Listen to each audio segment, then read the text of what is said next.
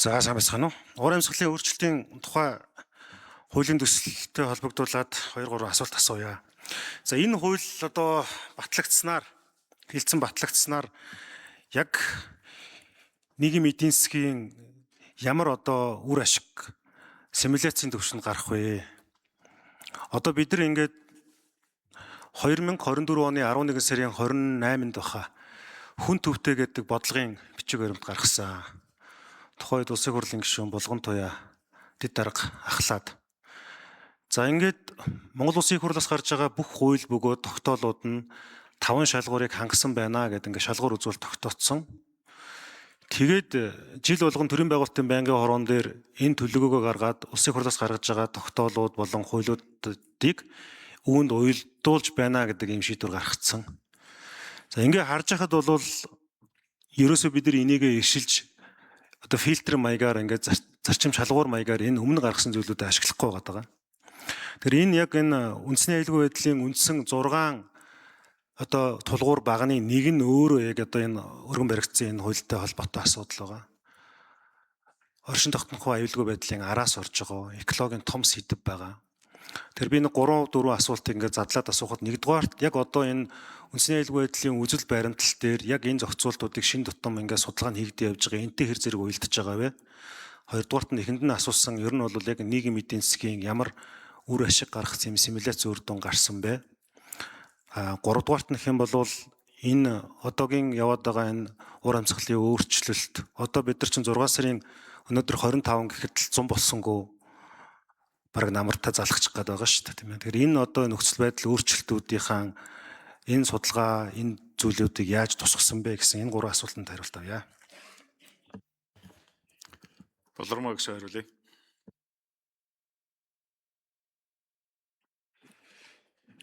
За Эрдэнэт гишүүний асуултанд хариулъя. За би нийгмийн эдийн засгийн нөлөө болоод одоо яг энэ уур амьсгалын өөрчлөлттэй холбоотой судалгаа энэ хоёр асуултанд хариулаа. Дэд ажлын хэсгийн зүгээс хүн төвтэй бодлоготой хэрхэн уялдж байгаа талаар нэмэлт хариулахыг хүсье. За энэ хуулийн маань маш энгийнээр ойлгуулахад Монгол улс уур амьсгалын өөрчлөлтөд дэлхийд хүлэмжийн хийн ялгарлын бол 0.1%-ийг л эзэлдэг, маш бага.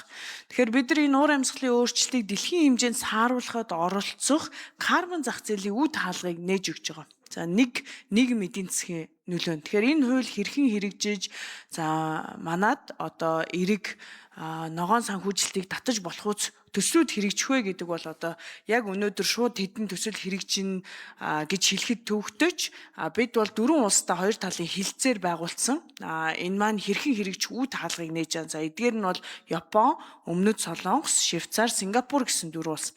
За уур амьсгалын өөрчлөлтийн 2 дахь хэсэг бол одоо таны асуусан асуултаа илүү холбоотой нь өнөөдөр манай Монгол улс бол уур амьсгалын өөрчлөлтөд дасан зохицох нэг шаардлагатай болж байгаа. За тэгэхээр бид нар уур амьсгалын өөрчлөлтөд өртөмтгий эмзэг улсуудын нэг нь байгаа нь нүүдэлчин мал аж ахуй дээр суурилсан эдийн засгийн бүтэцтэй. За өнөөдөр нүүдэлчин мал аж ахуй гэлтгүй Улаанбаатар хотод бид зуны дунд сард бол одоо цас ороод энэ цаашлаад бидний мэдэхгүй одоо маш олон нөлөөллүүдийг бий болгож байгаа. Тэгэхээр энэ хуулиар гарч иж байгаа гол зохицуулт бол бид одоогийн байдлаар бол байгаль орчин уур амьсгалын өөрчлөлийн яам гэд нэр төдийн энэ асуудлыг тавьсан боловч одоо тодорхой чиг үүргүүдийг нь эрх үүргүүдийг нь олгож өгч байгаа. Тэгэхээр яг бидний эмзэг байдлын үнэлгээ ямар байх вэ? Эрсдлийн үнэлгээнүүд юу байх вэ? Таны одоо яг онцолж асуугаад байгаа нэрээ тэгвэл цаашдаа одоо шинжлэх ухааны үндсэлтэйгээр бид өөрсдийнхээ одоо эмзэг байдал болоод эрсдлийн үнэлгээнүүдийг гаргаад түүний дагуу засгийн газар арга хэмжээ авах ийм одоо зүйл залтууд орж ирж байгаа. Тэгэхээр одоо энэ хуулийн одоо бүх эхний нэлээд том хэсэг нь бол ерөөсөө төрийн захиргааны байгууллагуудын үүрэг чиглэл одоо энэ дотор жишээлбэл уур амьсгалын өөрчлөлийг сааруулах дасан зохицох даван туулах арга хэмжээг одоо яам болгон өөрийнхөө салбарын хэмжээнд тодорхойлж улсын төсөвт тусгуулах хэрэгжилтийг зохион байгуулах тайлагнах гэх мэтчлийн иймэрхүү үүргүүдийг бол оруулж өгч байгаа. За эхний асуултанд дэд ажлын хэсгээс ажлын хэсэг хариулъя. 4 номерын микрофон.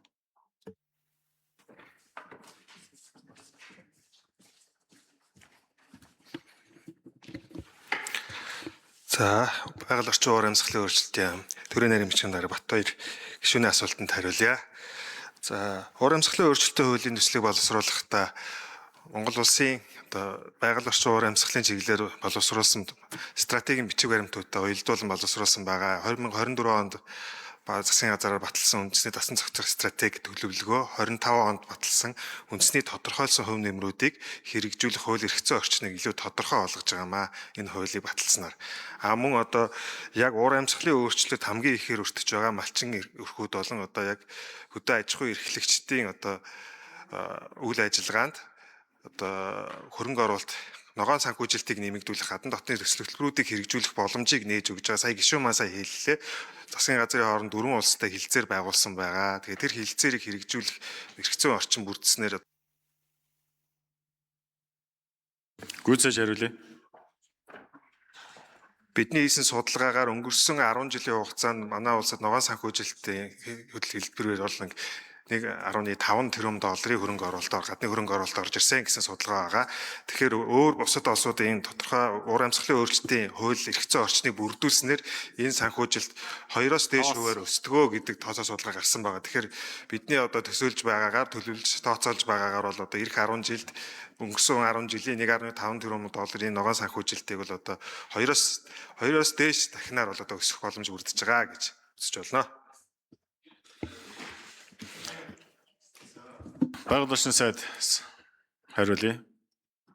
Сандаг учир. За, Эрдэнэлт гишүүнийхээ асуултанд бас нэмэлтээр тайлбар өгье. Уур амьсгалын өөрчлөлтийн анх дахь хууль батлагдсанаар ямар эерэг үр дүн гарах вэ гэж. Энэ хууль гарснаар бид нар Монгол улс эргэн хуулийн этгээдүүд ямар одоо хүлэмжийн ялгарлыг гаргаж байгаа юм бэ гэдгээ бид нар хэмждэг болно, бүртгэдэг болно, одоо баталгаажуулдаг болно, тайлгнадаг болно. Ингэснээр бид нар энэ дэлхийн зах зээл дээр карбон ногоон зах зээл дээр ногоон санхүүжилтийг татах тэр одоо хууль эрх зүйн орчин бүрднэ. Ингэснээр бид нар эргээд энэ байгалийн өгдлөө ашиглаад ногоон зах зээл дээр хөрөнгө оруулалт татах дахиад нэг эдийн засгийн одоо шинэ салбарыг зах зээл бий болох тийм болцоо боломжууд бас эрх зүйн орчин бол одоо бүрдэж байгаагаар онцлогтой гэдгийг бас хэлье. За, ганцхан минутанд хариулъя. За, сайн байна. За, Эрдэнэлт гишүүн. Сандаг учир сайд бас туршлагатай болохоор л хариулж байна л та. Яг энэ саяны зүйлүүдийг л тодорхой асуугаад байгаа байхгүй юу? Одоо дэлхийд дахин болвол яг энэ ногоон зүйл рүү явдаг байж байгаад одоо Америк нэгдсэн улсын Трампын бодлого гэдэр чинь бол баг эсрэгээр яваад байгаа. За тэгээд миний түрүүний асуусан асуулт байгаа. Энийг одоо Тэмүүлэн гишүүн маш сайн мэдж байгаа. Манай улсын үндэсний аюулгүй байдлыг үзэл баримтлал бас шинжилэн босруулагдаад яваад байгаа юм сурагтай л байгаа. Ойлгосноор бол засгийн газар руу өгөгдсөн юм гэж ойлгосон. Тэгээд тэнцээ байгаа яг тэр 6 үзэл баримтлал дотроо яг энэ уур амьсгалтай холбоотой асуудал нь бол уламжлалт байдлаас арай өөр төвшөнд явж байгаа юм байна гэсэн би ойлголт авсан. Яг тэр энэ бол нийт ил гарааг байгаа учраас. Тэгэхээр яг энэ гарч байгаа хуулиуд маань тэр судалгаатай хэр зэрэг уялдж байгаа вэ? Тэрийг бас уялдуулснууд гэдэг асуултыг асуугаад байгаа юм. Бас нэмэлт тодруулахаар та энэ дээр нэг хариулт өгөөч. За, хэн хариулах вэ? Болормог гишүүн. Дэлхийн юун дээр нь хариулчих. За. Энийг аншийн хэсгийн төвшөнд бас бид ярилцсан. Ер нь бол Парисын хилцээр бол 2015 онд батлагдсан. Одоо тухайн үед бол Америк манлайлж байсан бол өнөөдөр бас зарим улс орнууд тэр дундаа Америк нэгдсэн улс бол Парисын хилцээрээс гарсан ийм нөхцөл байдал үүссэн байгаа. За гэхдээ энэ бол шинжлэх ухааныг үгүйсэхгүй байгаа. Мэдээж улс төрийн шийдвэрүүд, олон улсын хэмжээнд геополитикийн шийдвэрүүд байгаа ч гэсэн шинжлэх ухааны нөлөөллийг бол бид үгүйсгэж чадахгүй. Тухайн одоо эдгээр том гүрнүүдийн хувьд бол хамгийн их хүлэмжийн ялгаруулагч улс орнууд яг энэ үүсэт байгаа уур амьсгалын өөрчлөлтийг бий болгож байгаа хүлэмжийн дийлэнхийг ялгаруулж байгаа улс орнууд. Манайх буюу Монгол улс дэлхийн энэ агаар мандлын хүлэмжийн ялгарлын 0.1% ч хүрэхгүй. Тэгэхээр бидний энд бол авч хэрэгжүүлж байгаа бодлого бол бид Монгол улстай ногоон санхүүжилтийг татах, за мөн энэ уур амьсгалын өөрчлөлтөд дасан зохицох эндээ шинжлэх ухааны үндсэлтэй хариу арга хэмжээнүүдийг авах гэсэн ийм бол одоо үзэл баримтлалыг бариад явж.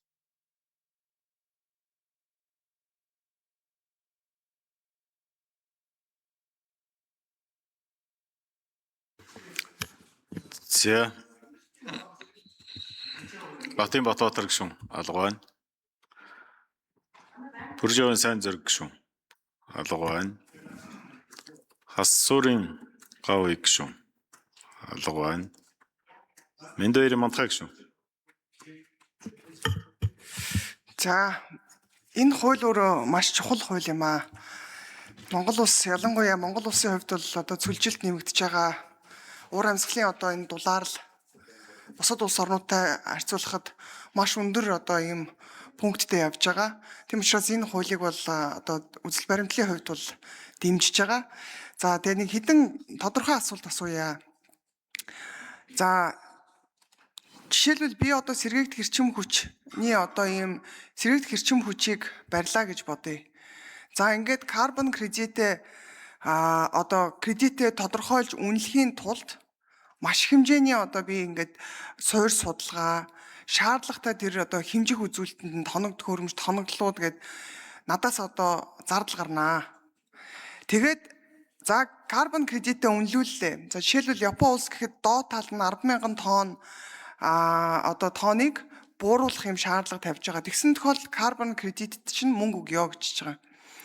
Тэгэхээр энэ Монгол одоо энэ уур амьсгалын тухай хуулийн дээр татврын зохицуулт ер нь маш хангалтгүй туссан харагдаад байна.